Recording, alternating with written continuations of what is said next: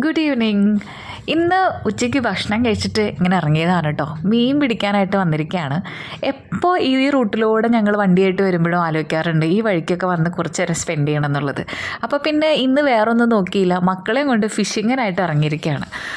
ഒഴിവ് ദിവസങ്ങൾ കിട്ടുമ്പോഴല്ലേ ഇങ്ങനെയുള്ള കാര്യങ്ങളൊക്കെ നടക്കുകയുള്ളൂ. അപ്പോൾ ഫിഷിങ്ങിനായിട്ട് കാര്യമായിട്ട് ഇറങ്ങിയിരിക്കുകയാണ്. അപ്പോൾ പൊട്ടിയ ചൂണ്ടയും പൊട്ടാത്ത ചൂണ്ടയും അങ്ങനെയുള്ള പല ടൈപ്പ് ചൂണ്ടകളൊക്കെ ആയിട്ട് ഞങ്ങൾ ഇറങ്ങിയിരിക്കുകയാണ്. അപ്പോൾ ഹസ്ബൻഡും മക്കളൊക്കെ തകൃതിയായിട്ട് മീൻ പിടിക്കുകയാണ്. ഞാനവിടെ ചുമ്മാ ഇങ്ങനെ പ്രകൃതി ഭംഗി ആസ്വദിച്ച് ഇങ്ങനെ ഇരിക്കുമായിരുന്നു. ഒരു പ്രത്യേക വൈബായിരുന്നു. ആ നേരത്താണ് ഒരാൾ വാട്ടർ ബോട്ടും തുഴഞ്ഞുകൊണ്ട് വരുന്നത്. നോക്കുമ്പോൾ തേങ്ങ പറക്കിയെടുക്കാൻ വേണ്ടി വരാണ്. ഇതൊക്കെ ശരിക്കും വയലായിരുന്നു, ഇത് പാടങ്ങളാണ്. ഈ പാടത്തിലൊക്കെ മഴ പെയ്ത് വെള്ളം നിറഞ്ഞിരിക്കും. സത്യം പറഞ്ഞാൽ പേരിന് പോലും ഒരു മീൻ കിട്ടിയില്ല എന്നുള്ളതാണ് കേട്ടോ. എന്നാലും നമ്മളവിടെ നന്നായിട്ട് സ്പെൻഡ് ചെയ്തു, നല്ല അടിച്ചു പൊളിച്ച് എൻജോയ് ചെയ്തു എന്നുള്ളതാണ്. അപ്പം കുറേ ടൈം അവിടെ സ്പെൻഡ് ചെയ്തു. അതുമാത്രമല്ല നല്ല അന്തരീക്ഷവും ഭയങ്കര രസമായിരുന്നു. നല്ലൊരു തണുത്ത കാറ്റും ഒക്കെ ആയിട്ട് ഇങ്ങനെ കുറേ നേരം അവിടെ ടൈം സ്പെൻഡ് ചെയ്തിട്ടുണ്ടായിരുന്നു കേട്ടോ. അപ്പോൾ നമ്മൾ ഫാമിലിയായിട്ട് നിൽക്കണ കാണുമ്പോൾ തന്നെ അതിൽ കൂടെ പോകുന്ന ആൾക്കാരൊക്കെ കാറൊക്കെ നിർത്തി അവരും കുറച്ച് നേരം അവിടെ സ്പെൻഡ് ചെയ്തിട്ടാണ് പോയിരുന്നത്. കുറേ ആൾക്കാർ വേറെ ഉണ്ടായിരുന്നു കേട്ടോ, കുറേ പിള്ളേരും ഉണ്ടായിരുന്നു.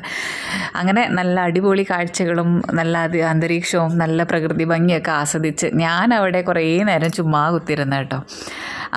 അങ്ങനെ വാട്ടർ ബോട്ട് തുഴഞ്ഞ് കയറി വന്ന ആൾ വാട്ടർ ബോട്ട് കരക്കിട്ടപ്പോൾ മക്കൾക്ക് അതിൽ കയറിയിരിക്കാൻ ഭയങ്കര ഒരു സന്തോഷമായിരുന്നു കേട്ടോ. അവരത് കുറേ നേരം നോക്കി അവരത് ആസ്വദിച്ചൊക്കെ ഇരുന്നു കേട്ടോ. അങ്ങനെ അവർ 3 പേരും വീണ്ടും ഫിഷിങ്ങിലേക്ക് പോയിട്ടോ.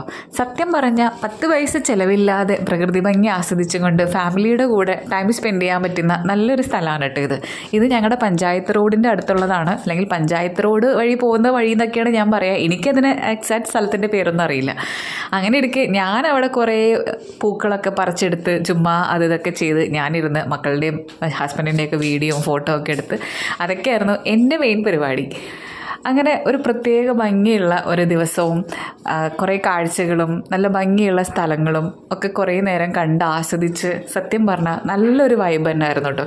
നല്ല കിണ്ണം കാച്ചി വൈബായിരുന്നു കേട്ടോ.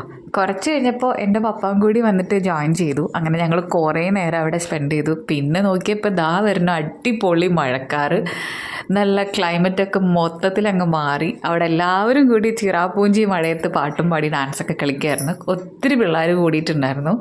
അങ്ങനെ നമ്മളും അവരുടെ കൂട്ടത്തിലൊക്കെ കൂടി ആമിക്കുട്ടിയുടെ കുറേ റീൽസൊക്കെ എടുത്ത് അങ്ങനെ ഒരു പ്രത്യേക ദിവസം തന്നെയായിരുന്നു. അതെങ്ങനെ പറഞ്ഞറിയിക്കാമെന്ന് സത്യം പറഞ്ഞാൽ പറ്റില്ല, അത്ര രസമുള്ളൊരു ദിവസമായിരുന്നു. അങ്ങനെ ഒരു മീൻ പോലും പിടിക്കാത്ത ഒരു ഫിഷിംഗ് ആയിരുന്നു ഇന്നത്തെ ദിവസം.